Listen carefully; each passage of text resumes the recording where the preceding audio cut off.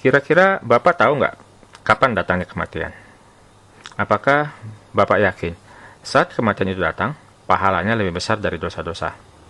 Kalau nggak yakin dan ada suatu cara untuk menambah bobot pahala walau sudah meninggal, mau tahu nggak caranya?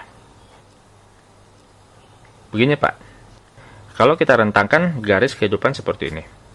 Orang saat hidup di alam dunia ini dimulai saat kita lahir, anggap dari 0 dan berakhir saat wafat.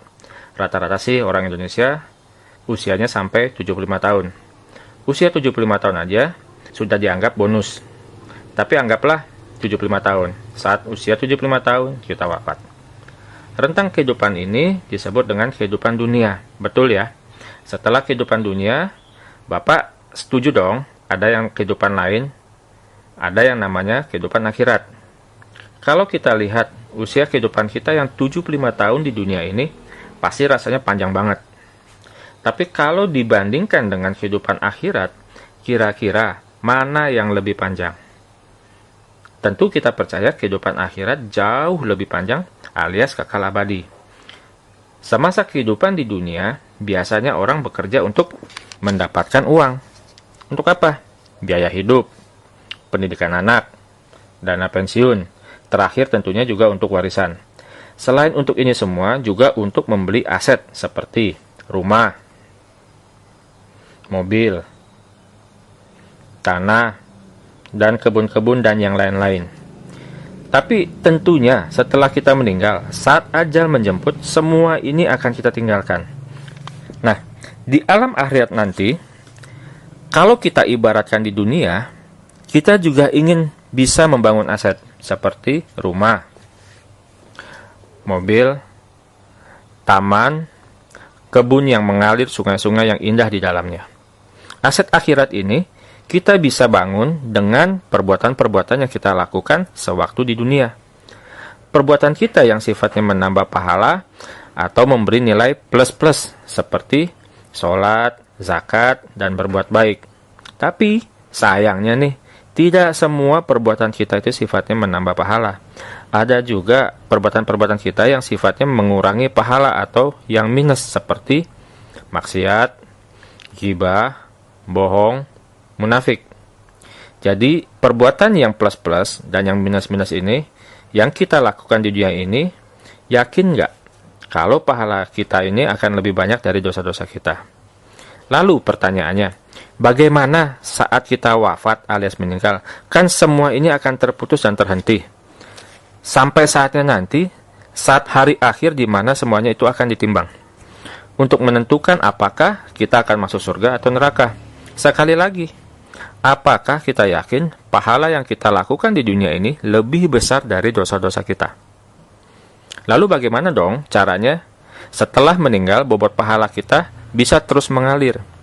Islam menjawab semuanya akan berhenti kecuali 3 perkara, yaitu yang pertama, anak yang soleh.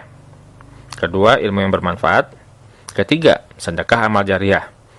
Oke, sekarang kita lihat satu persatu. Anak yang soleh. Berbahagialah apabila kita mempunyai anak-anak yang soleh yang dapat mendoakan kita, orang tuanya saat meninggal. Tapi suatu saat anak yang soleh ini juga akan meninggal dunia. Pada saat itu terputuslah sudah pahala kita. Ilmu yang bermanfaat. Nggak semua orang loh bisa punya ilmu yang bisa dibagi. Yang dibagi pun belum tentu bermanfaat. Yang bermanfaat juga belum tentu selamanya bermanfaat. Misalnya dulu ada program WS, Lotus buat ngetik di komputer, semua orang pakai itu. Tapi sekarang sudah tidak digunakan lagi.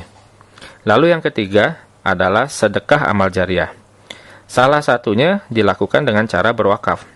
Seperti contohnya untuk membangun masjid buat tempat ibadah. Selama masjid itu terus digunakan untuk beribadah, maka pahala akan mengalir terus walau kita sudah wafat. Lalu pertanyaannya, mau nggak sih Bapak untuk berwakaf supaya pahala mengalir terus walaupun kita sudah meninggal nanti? Mau nggak Bapak mewakafkan sejumlah uang yang cukup besar, 1 miliar misalnya, tapi dengan bayarnya dengan uang kecil? Mau tahu nggak caranya? Begini Pak, cara pertama, wakaf itu ada 3 ya. Cara pertama, wakaf langsung. Bapak berwakaf 1 miliar, Siapkan saja uangnya sebesar 1 miliar. 1 miliar itulah yang akan menjadi pahala dari wakafnya. Tapi, berat nggak sih mewakafkan uang 1 miliar secara langsung? Jangan khawatir, ada cara yang kedua. Cara kedua namanya wakaf berjangka. Pak, Bapak kumpulkan uang pelan-pelan sebesar 1 juta. Dan setiap terkumpul 1 juta, tiap bulannya itu akan diwakafkan. Setor. Ternyata Allah berkehendak lain. Baru 12 bulan meninggal. Uang baru terkumpul 12 juta.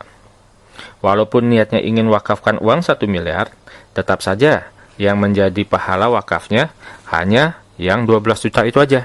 Lagi pula, kalau berniat mengumpulkan wakaf sebesar 1 miliar dengan sebulan mencicil 1 juta, maka butuh waktu selama 1000 bulan atau sekitar 84 tahun baru terkumpul 1 miliar. Tapi untungnya ada nih cara yang ketiga, lebih ringan dan lebih oke. Cara yang mirip dengan yang kedua, kita sebut dengan wakaf polis. Berniat ingin mewakafkan 1 miliar dengan cara mencicil setiap bulan 1 juta. Setor. Di bulan keempat, Allah berkehendak lain, lalu meninggal. Uang yang bisa diwakafkan bukan 1 juta, tapi sebesar 1 miliar. Jadi pahala wakafnya juga bukan 1 juta, tapi sebesar 1 miliar. Bagaimana Pak? Mau atau mau banget?